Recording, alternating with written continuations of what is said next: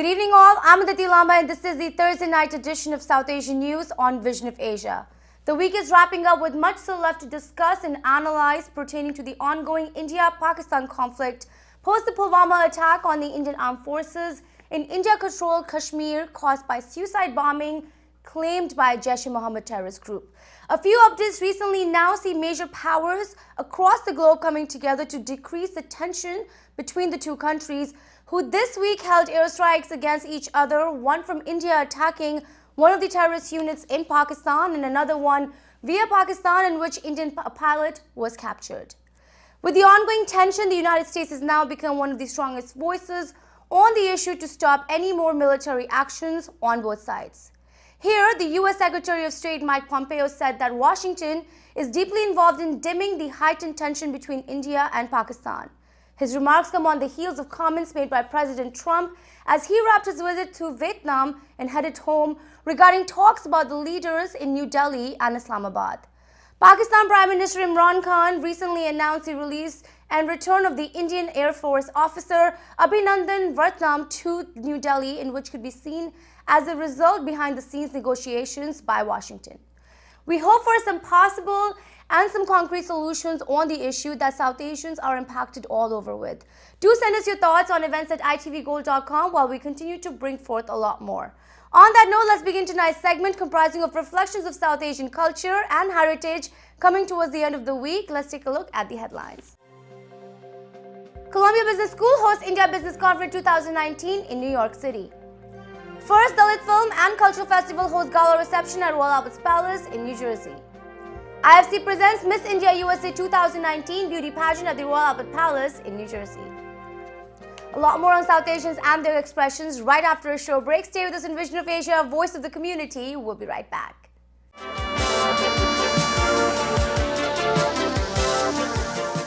Welcome again, I'm Aditi Lamba and you are watching Vision of Asia South Asian News segment.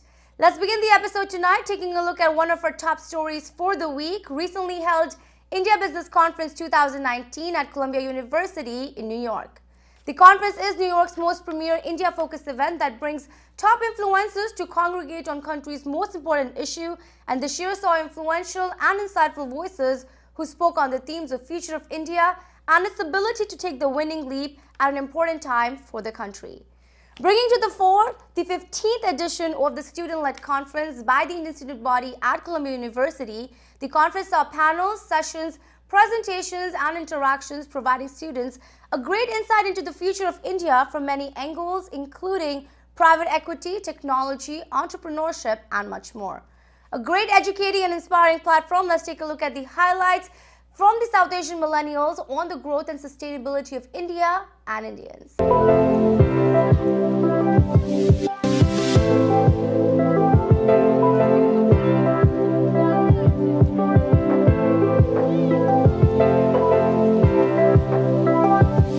We are inaugurating the 15th edition of the India Business Conference.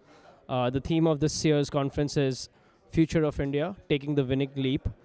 We're talking about the building blocks as part of our keynote sessions. These include the macroeconomic policies, the monetary policies, and the political reforms. As part of our the growth drivers of the Indian economy, we are covering 3 panel sessions: consumer, investments, and technological innovation. Our aim at the club is to take forward the discussion which is going on in the South Asian part of the world, and in particular this conference focuses on India. So India is right now is at a very interesting inflection point where the growth is ticking off, and India is the fastest growing country in the world right now. That India is the only country which is showing positive growth numbers. So the growth is also growing, whereas most other growing nations, the growth is now starting to slow down. So this conference is trying to focus on discussing that. What are the key drivers of that growth? What are the key risk factors that the country needs to be aware of? And how policymakers, entrepreneurs and investors can be aware of those risk factors as well as the growing enabling factors and extract opportunities out of those drivers, as well as be aware of the risks and minimize the downside. If I looked at my portfolio of Indian stocks every 5 years, what I would find is half the portfolio has turned itself over and exited. There have been a couple of stocks that stay in the whole time, but it's a very dynamic market. And that's what you want. You want a high nominal GDP growth, which India is around 11%. You want a growing population, growing economy, and then that creates a very fertile hunting ground for you, even if optically the valuations are high. I think it's an exciting opportunity for us to have a lot of different voices from India coming in and sharing their perspective on what the way ahead for India looks like. 2019 is an exciting year. It's a pivotal year in many ways because we're going to see a change in government potentially, and that might have its own ramifications. So having all of these leaders from across politics and business and technology and entrepreneurship coming and speaking and sharing their perspective on what the India story looks like, I think is a very compelling, very compelling proposition for whoever happens to be in New York today. And we're excited to have over 300 people in attendance, students from Columbia and from other universities, as well as industry professionals who are working in the city of New York. We also have some people who've flown in from other cities, and I think that sort of speaks to the quality of the event we've been able to put together. 70% of companies over $1 billion in revenue in India are family-owned or family-controlled. That is important because, as it turns out, India's growth is going to rest on the shoulders of a number of these families finding ways, as HDFC and others have, to find the right talent to grow. And second, we know that intellectual capital follows financial capital. There's no secret to that, right? I think we all can understand that and accept that at some level. And for family-owned businesses to be able to nurture, develop, provide autonomy, provide agency to the next line of managers, or provide even some degree of ownership to them becomes critical. 40% of businesses will actually turn from first gen to second gen, 35 from second gen to third gen over the next 10 to 12 years. And my sense is, in those generational transitions, we're already seeing it, many more professionals. And I think we can now see, and I think Viral had mentioned this earlier in the morning, is that we're not seeing as much brain drain in India as we have in the past, right? So we're actually seeing a lot of high talented people stay in India. A number of people are coming back. I think the net is still outflow, but we're seeing a reversal of that. And I think a lot of that simply stems from the fact that there are simply more opportunities for professionals. India has had $115 billion invested in private equity over the last 15 years. And that is among the highest rate, if you will, per dollar of GDP invested among all emerging markets. So India continues to be a very attractive investment for private equity investments. Number two, India has been on a long learning journey. And over the last couple of years, India has emerged with a much better record on both returns, exits, and the ability to produce robust investment opportunities for investors. So India is improving, and I have to say this has been an interesting journey from the lows in 2009 and 10, post the global financial crisis, to now a much more vibrant environment for investors. So the subject which has value creation through customer centricity in India. So there are many layers of customer centricity in India in terms of relationships, in terms of affordability, in terms of aspirations. So we are going to discuss this topic. And it's a good understanding of the market, and Indian practices, a lot of Indian practices can be modulated or moderated in other countries in the world also. So India can be an incubator for a lot of ideas. So I think there are certain principles of management which are consistent across the countries. But along with the principles, there are some local nuances which need to be incorporated. So I see it as a combination. I see it as Jugalbandi. I see it as a Ganga Jamuna Saraswati confluence. That's what I think of it. The student community really enjoying the conference because the business school brings a lot of distinguished speakers. This year we have Deputy Governor Viral Acharya is here, the RBI Governor. He was talking about the economic policy, the demonetization and other policy. The actor, Anupam Kher, just now spoke. He was talking about the relationships and the family and also never give up an attitude, which is very important for the student community to raise up and being successful in their careers. So Columbia Conference, India Conference has always been a signature event in New York, especially with regards to India. It has seen very good speakers every time, and today also we had the Deputy Governor RBI, talking about India and Indian economy. We also had a very popular segment from Anupam Kher. So therefore, very interesting sessions so far. Now we have further sessions on private equity and investments into India. I have a small session again on the bankruptcy code. So hopefully all these sessions are so interesting. We see a lot of audience participation. It's a great event to be here. Let's now take a look at the popular Royal Albert's Palace, which recently held a reception gala and award ceremony in the honor of the first Dalit Film and Cultural Festival 2019. Recently, a movement to strengthen the emergence of caste-centric films in main Indian cinema has created a new genre of films and a space for Dalit cinema, bringing forth prominence and much-needed attention to the Dalit community of India. The Dalit Film and the Film Cultural Festival provided a great opportunity to expand on the ongoing progress of the community and also reflect on several societal norms and restrictions that have hindered Dalits in generations in India. The event brought together filmmakers, actors, and many others associated with the movement to empower more talent of the Dalit community. Let's take a look at some of the success celebration that took place at the Royal Albert's Palace, presenting you the first Dalit Cultural Film Festival.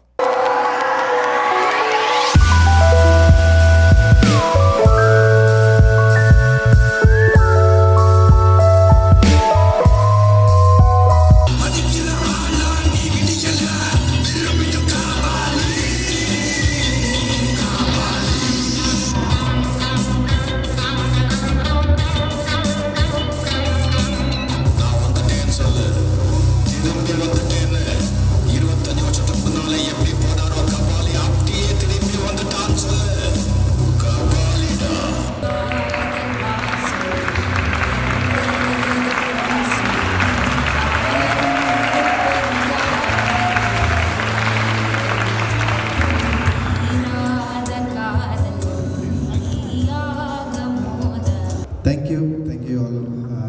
I'm really impressed and I'm really honored.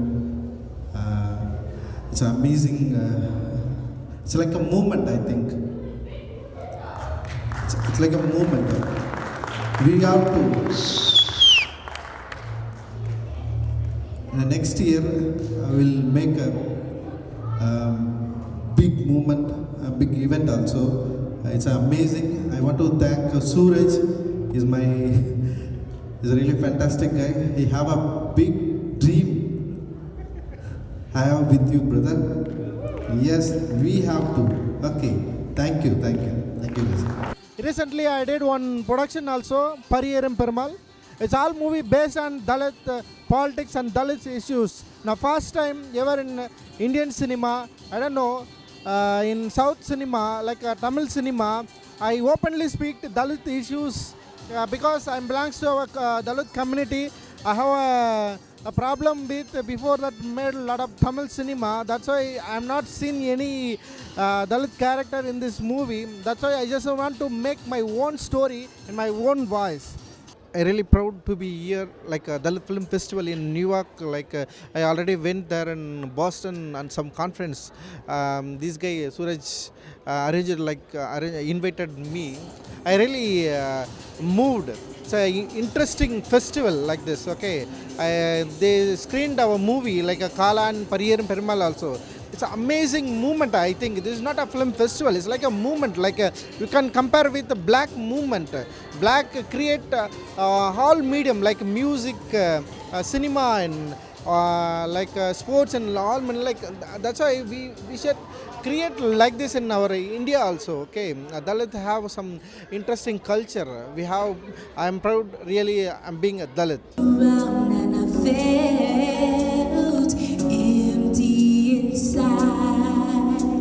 A little girl with nowhere to hide.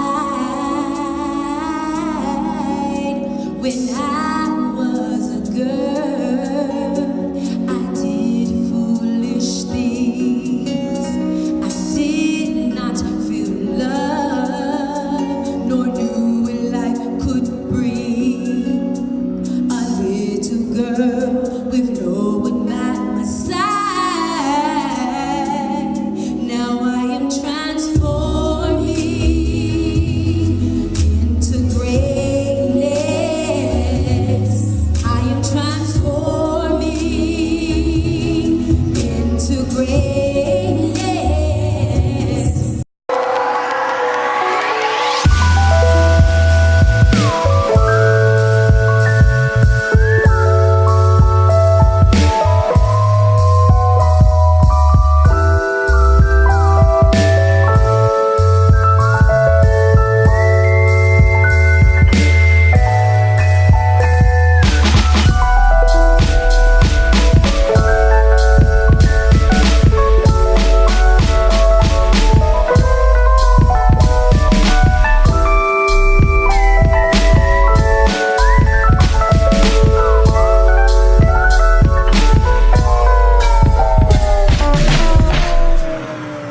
and we are a group of organizers, but more importantly, we are a big team of about 25 people who have been working day and night for about 1 month now to make this happen. And looking at the way the response has come in this Dalit festival, we are very thankful, and we are also very gratified by the fact that all the hard work is coming off. But more importantly, our filmmakers Nagraj Manjule, Paranjit, and also Miss Niharika Singh, these are the people who have added the credibility to this event, and that is what really has carried through this event. So we are very happy at this point in time that the event went off so splendidly, and the kind of response we got from everyone has been really very good. So having said that, we do plan to have this kind of an event on a regular basis going forward. Thank you.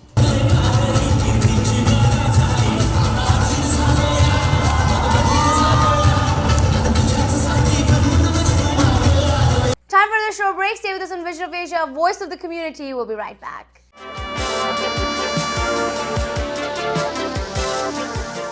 Welcome back. You're watching into Vision of Asia, bringing you prime South Asian highlights from all across. Concluding the show tonight, we have now more highlights from Miss India USA 2019 beauty pageant produced by New York-based India Festival Committee. With categories of Teen, Miss and Mrs., this year saw Miss India USA 2019 have 75 finalists from all over the United States competing for the final title. The pageant prides itself in bringing forth an engaging platform for Indian American women every year and has been expanding massively with growing support over the years, making it one of the premier platforms to showcase Indian culture, ethos, and the talent among South Asians living here and their understanding of the culture.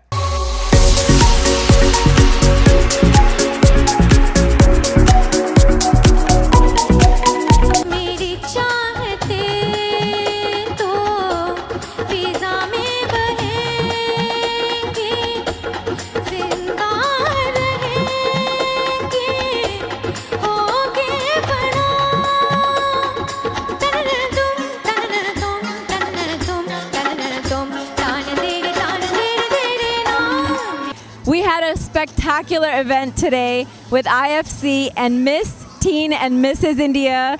This was an amazing event. The ladies were gorgeous, beautiful, accomplished. It really was an amazing time. We want all the other women and girls and ladies and aspiring people to actually get inspired by the accomplishments of these beautiful women.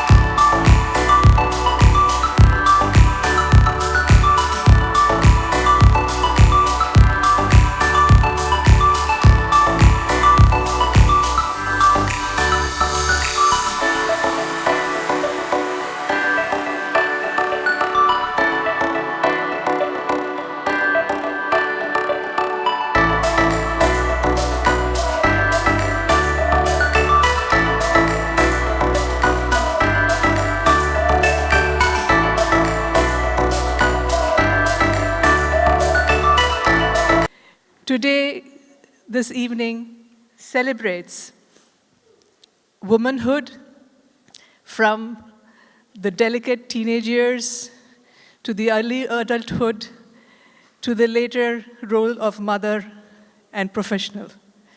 What a wonderful growth of women is seen on the stage through all the participants. The concept is beautiful and unique. It forces all of us present here to acknowledge the power of woman. Not just the beauty, not just the figure, not just the clothes, but that magical power which belongs to women. I'm glad to be part of that celebration. I congratulate all past winners and all those who are going to become today's winners. I'm sure we are all waiting with bated breath to see who the final winners will be. But as they say, we are all winners. And over again, I've heard this message being said today that we learn from our mistakes. We have nothing to fear but fear itself. We can become whatever we hope to be and whatever we dream to be. These messages are not just words. They are messages which come from existence itself to us, to realize the beauty of human life that we have been given and how much we can achieve if we put our mind to it.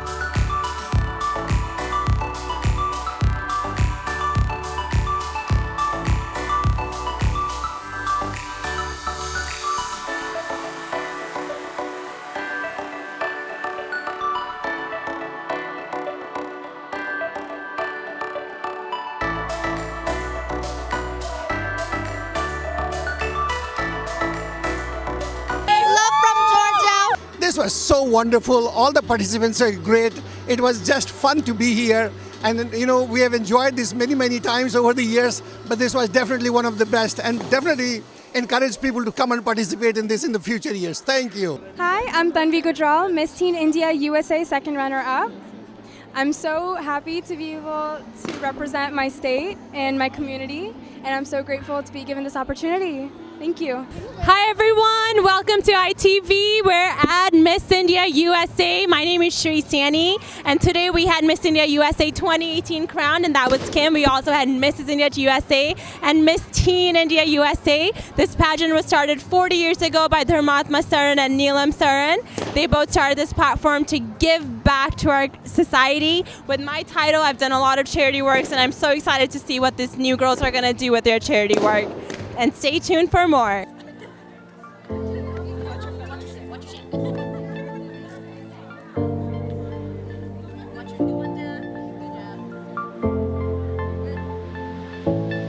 Here is the community update for today. Parker Jewish Institute for Healthcare and Rehabilitation is proud to announce Sujata Seth has joined the Institute's Public Affairs Office. As a new marketing associate for Parker's newly expanded Indian Cultural Unit, she will conduct special outreach programs to educate the area's Indian population about Parker's dedicated services for older adults. We all congratulate Sujata Seth. That is all for tonight's South Asian News segment. Do send us your suggestions to get your voices and organizations on our show.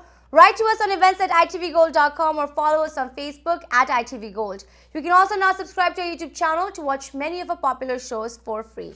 Tune in this Sunday, 11 a.m. Eastern for our topics of the week. Thank you for joining us tonight. This is Vision of Asia and I'm Aditi Lamba. Take care and be well.